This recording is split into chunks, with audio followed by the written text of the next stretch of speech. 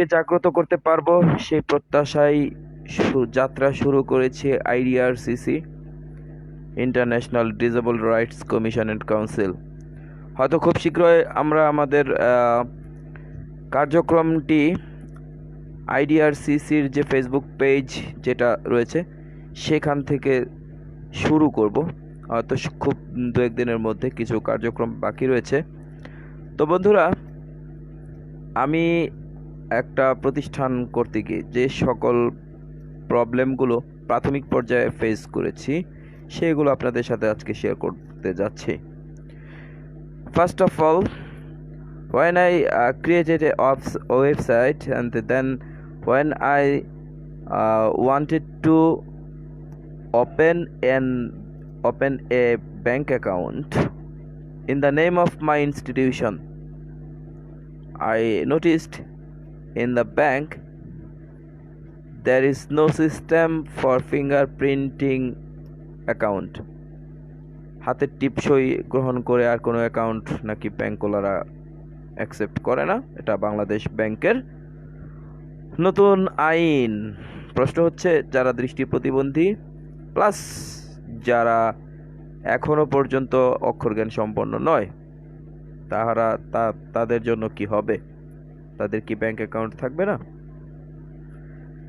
সে প্রশ্নের উত্তরটা ঠিক যারা এই আইনটি পাশ করেছেন তারাই বলতে পারবেন তারা আসলে কি চাচ্ছেন।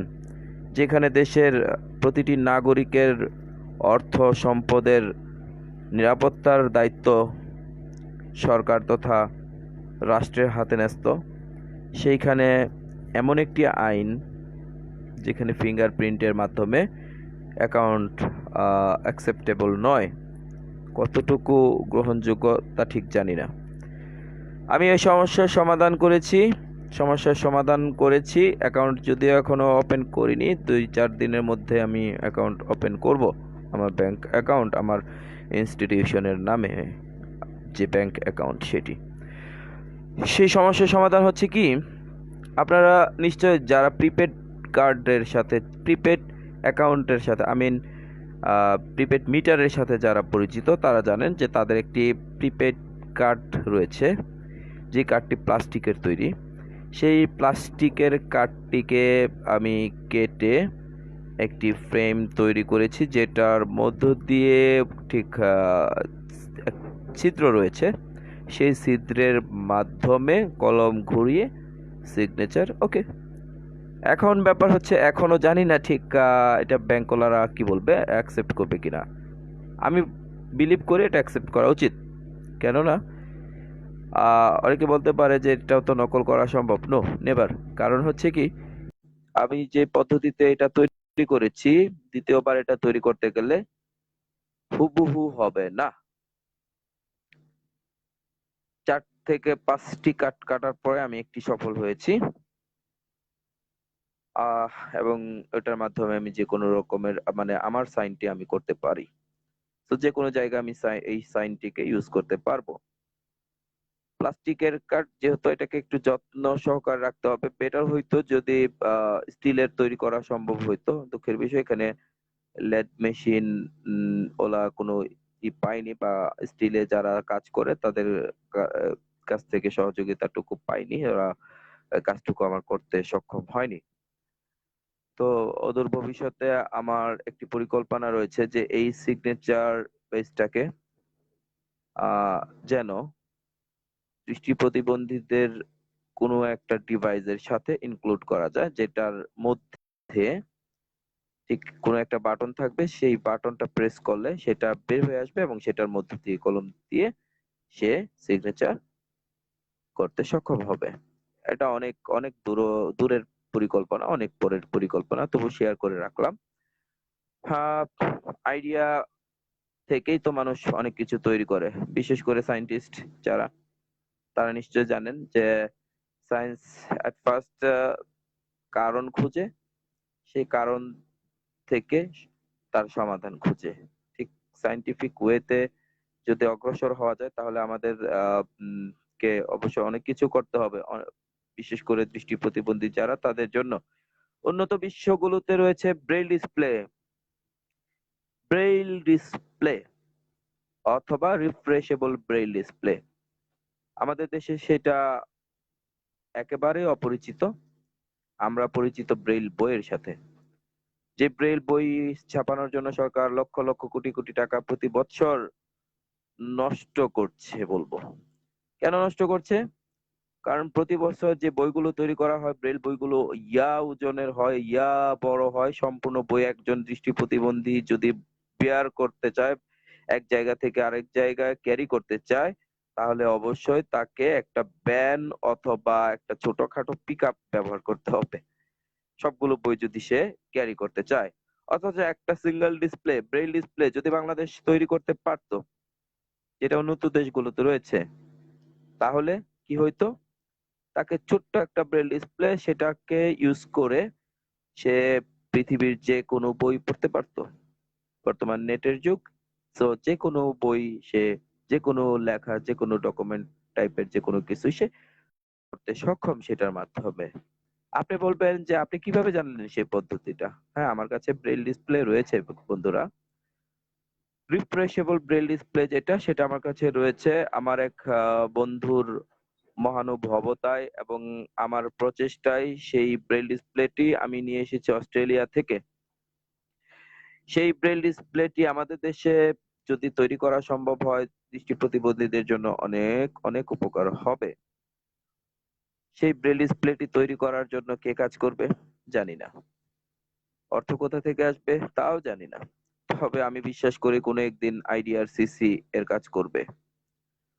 কোনো একদিন, সেই দিনটি কবে, সেই স্বপ্নের দিন, সেই স্বপ্নটা বুকের মধ্যেই লালন করে এগিয়ে চলেছি আপনাদেরকে সাথে নিয়ে। এবার আসি একটু পরীক্ষা পদ্ধতি নিয়ে। বিসিএস, স্বপ্নের বিসিএস, প্রতিটি বাংলাদেশের প্রতিটি গ্রাজুয়েশন প্রাপ্ত ব্যক্তির স্বপ্ন বিসিএস ক্যাডার হওয়ার। একজন দৃষ্টি প্রতিবন্ধীরও সেই স্বপ্ন রয়েছে। প্রবলেম হচ্ছে কি জানেন? দৃষ্টি প্রতিবন্ধীদের সেই স্বপ্নের পথে যে বাধাগুলো রয়েছে, সেই বাধাগুলো না সরকার উপলব্ধি করতে পেরেছে, না পিএসসি উপলব্ধি করতে পেরেছে, না অন্য কোনো সংস্থা যারা প্রতিবন্ধীদের নিয়ে কাজ করছে তারা উপলব্ধি করতে পেরেছে। আচ্ছা বলেন তো, আপনারা নিশ্চয় বিসিএস যারা ফেস করেছেন তারা একমত হবেন যে বিসিএস এর কিছু প্রশ্ন রয়েছে যেগুলো চিত্রভিত্তিক। আচ্ছা, একজন শ্রুতি লেখক কিভাবে মানে এই প্রশ্নটা পড়ে শোনাবে? প্রশ্নটা করা হয় নিচের চিত্রটি বা নিচের এটির কি নাম, ত্রিভুজ, চতুর্ভুজ ইত্যাদি ইত্যাদি। আচ্ছা, না দেখে সেটা কিভাবে অ্যান্সার করবে? আর যে শ্রুতি লেখক সেই বা কিভাবে শোনাবে? তারপরে আসুন অঙ্ক। অঙ্কের যে প্রশ্নগুলা, আচ্ছা একজন দৃষ্টি প্রতিবন্ধী যে দেখছে না তাকে আপনি কিভাবে শোনাবেন? আপনার তো সবগুলো এমনও কিছু চিহ্ন রয়েছে যেই চিহ্নগুলো আসলে আপনারা ইউজ করতে জানেন বাট মুখে বলতেই পারেন না। তাহলে একজন শ্রুতি লেখক সেগুলো কিভাবে পড়ে শোনাবে একজন দৃষ্টি প্রতিবন্ধীকে? আর যে প্রশ্নটা দৃষ্টি প্রতিবন্ধীকে সহজ ভাবে ভালোভাবে পড়েই শোনানো সম্ভব হচ্ছে না, সেটা অ্যান্সার সে কিভাবে করবে? তো সর্বমোট দেখা যায় যে 40 থেকে প্রায় 50টা প্রশ্ন থাকে এই ধরনের, যেই প্রশ্নগুলো দৃষ্টি প্রতিবন্ধীদের অনুপযোগী। অথচ বিসিএস এর প্রিলিমিনারি পরীক্ষায় খাতার যে অপশনটা, সেখানে কোনো প্রতিবন্ধীর কোনো ছোঁয়া থাকে না, মানে প্রতিবন্ধী শনাক্ত করার উপায় নেই খাতা দেখে। কোটা মানা হয় না। এখন বলবেন যে কোটা তো আগেই উঠায় দেওয়া হয়েছে রে ভাই। আহ কোটা তো আগেই উঠায় দিয়েছে। হ্যাঁ, কথাটা সত্য। তবুও মাননীয় প্রধানমন্ত্রী বলেছিলেন যে পিছিয়ে পড়া জনগোষ্ঠীকে অগ্রসর করার জন্য বিশেষ পদ্ধতি অবলম্বন করা হবে। তাহলে বিশেষ পদ্ধতিটা কি? আই সাজেস্ট একজন দৃষ্টি প্রতিবন্ধীর কোনো লিখিত পরীক্ষা হওয়া উচিত না। যদি হয় সেটা কম্পিউটারের মধ্যে মাধ্যমে হতে পারে লিখিত পরীক্ষা। আদারওয়াইজ কোনো শ্রুতি লেখক দ্বারা কোনো পরীক্ষা হওয়া উচিত না। পরীক্ষার পদ্ধতি পরিবর্তন করা উচিত। দৃষ্টি প্রতিবন্ধীদের পরীক্ষা মৌখিক ভাবে নেওয়া উচিত।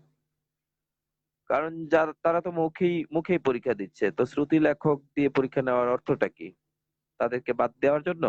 দেশকে দেখানোর জন্য, দেশের মানুষকে দেখানোর জন্য, বিশ্বকে দেখানোর জন্য যে আমরা তাদেরকে পরীক্ষা দেওয়ার সুযোগ দিচ্ছি। শুধু পরীক্ষার সুযোগ দিয়ে তো লাভ নাই রে ভাই।